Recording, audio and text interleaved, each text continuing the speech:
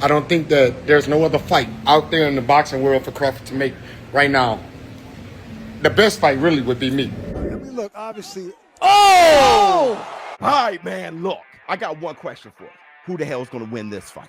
Two prime heavyweight fighters at the top of their game right now. You have Fabio Worley and Joseph Parker. This is throwback. This is what we want. This is absolutely fearless. Why would these two heavyweight monsters take on each other? Well, according to Frank Warren, whoever wins this fight take on one of the greatest heavyweights of all time, the current heavyweight champion, Alexander Usyk. Oh, and who is Fabio Worley? Well, if you don't know, a rising star in the heavyweight division. One of the hardest punching heavyweights in the world right now. He's young, he's fast, he's hungry. Oh, and then I mentioned he just holds the crown for having knockout of the year when he knocked out Frazier Clark. And Joseph Parker? Oh, you don't know the legend? He's just a heavyweight with one of the best resumes in heavyweight history. How does Joseph Parker deal with big punchers? Why don't you ask one of the biggest punchers in heavyweight history, Deontay the Bronze Bomber Wilder? Oh, and I forgot to mention, that's right, he knocked out Martin Bakole in 2 rounds. So he has surely outboxed Fabio Worley, right? Not so fast. I saw Fabio Worley getting outboxed in his last fight by Honey for most of the fight. How did Fabio Worley deal with that pressure? He was just cautious, thinking it through, and then BAM! Exclusively on DAZN pay-per-view, October 25th. And if you buy the pay-per-view using this link, I'm going to give you a 7-day free trial of DAZN. So who's going to win this fight? And who's going to get a chance to take on Alexander Usyk for heavyweight supremacy? Find out October 25th. We're in the DAZN War Room. All right, I got some cool shit. I got some cool memorabilia. I got some stuff, man. I got some magazines. Before we talk about Charlo and Danny Swift Garcia, his sensational knockout over Gonzalez. Look at this. My daughter got these for me.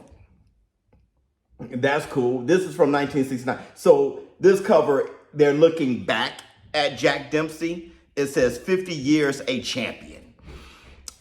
This is issue 1969 in July. You know, I want to open these up and read them. Okay, I think I may just, but I shouldn't. Here's a Sports Illustrated with Roberto Duran. Let me see. I think he's still a lightweight here. And this is from 1977.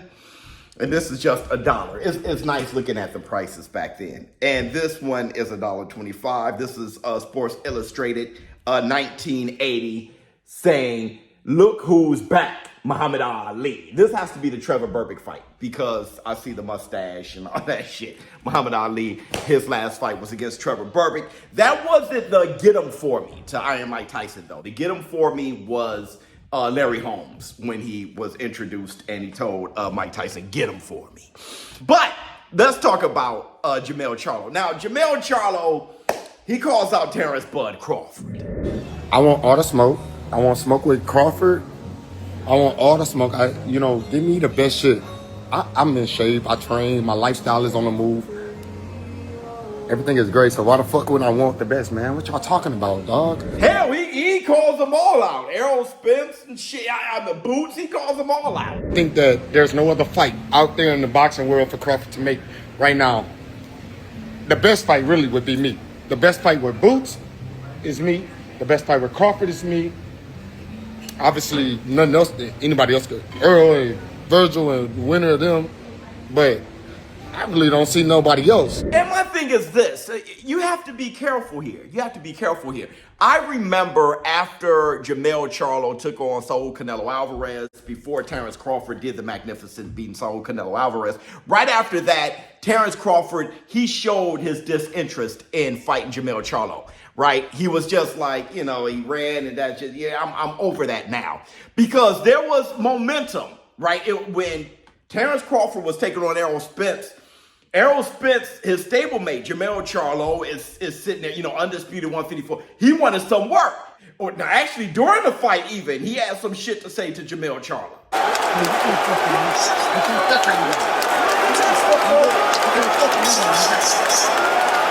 So there was momentum, but Terrence Crawford lost interest, and I get that because I think it was kind of I think the fan base may have lost a little interest, but on top of that, as the competitor that Bud is, Bud was like, well, I want to fight Nello. Plus, it was advised to him from Bill Haney, right? Bill Haney was the first one putting that in the brain of Bud Crawford. But now Jermell Charlo is saying, yo, give me Bud, he deserves it. But my thing is this, Jermell's been out for like 2 years, all right? I think it'd be something that everybody would be salivating over. They would want the fight, but they would definitely want the fight if Jermell comes back and he knocks somebody completely out. Let's keep it a bean. I don't give a damn who it is. Honestly, we all know that's the fact. All right, you saw Boots Ennis when he stopped Lima.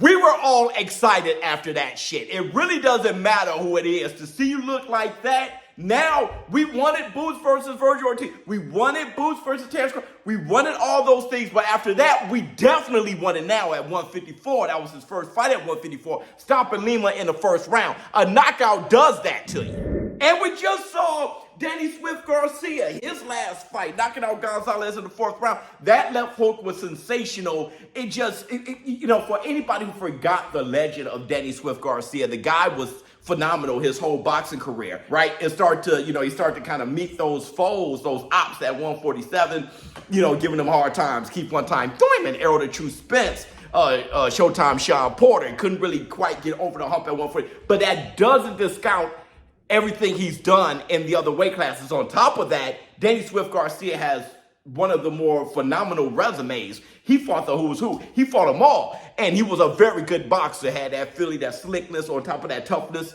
throwing that left hook, knocking out Gonzalez in a sensational fashion. But after Danny Swift Garcia did that and said, hey, yo, I'm out, you got people like, are you sure, man? Because we wouldn't mind seeing you against Xander Zayas.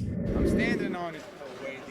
So you tell me if Xander Zayas calls you tomorrow and is interested in a homecoming fight in Puerto Rico against you for the WBO world title, you wouldn't be interested in that fight?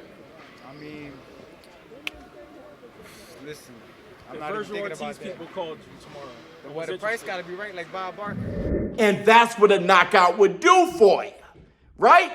That's what a knockout would do. Hell, you even got Jake Paul and AJ talking about the negotiations will continue on if Jake Paul does what he would want to do against Gervonta Tank Davis. Gervonta Tank Davis is a lightweight. Jake Paul is a heavyweight. If he knocks out Tank, I don't give a damn what it is. People will be like, ah! Right? It's just perception becomes reality. Exhibition or no, that shit would look crazy. And people will really be like, oh yeah, you can knock out a lightweight, but can you knock out a heavyweight like yourself and AJ? So that right there would be a bargaining chip. So listen, Jermell. I know Jermell's saying he just wants to come back and take them all on. He deserves it. He's a legend, and he is. I've argued for him being on a pound for pound for years when they discredited him. They forgot like he didn't exist, and he was sitting there undisputed. Jermell Charlo is one of my favorite fighters in the world. But my thing is, I think whatever he has to say, or whatever he wants, rather, in Bud Crawford, Errol Spence, Boots, whoever it is, Virgil Ortiz, whoever the ops are, it's one thing to say it on Instagram. It's another thing for people to see you knock somebody out, all right? And that's always the best thing to get people hyped up, is what is your negotiations during a fight in the ring, all right? And that outcome. It could be Joe Smo. He knocks somebody completely out nasty style, then whatever he has to say on the mic calling out Bud Crawford, people will start saying, Bud Crawford, where you at? And if Bud Crawford doesn't take the challenge, people love to jump on Doc around a pizza. Let me know how you feel in the comments below. ShowBizz, I'm out.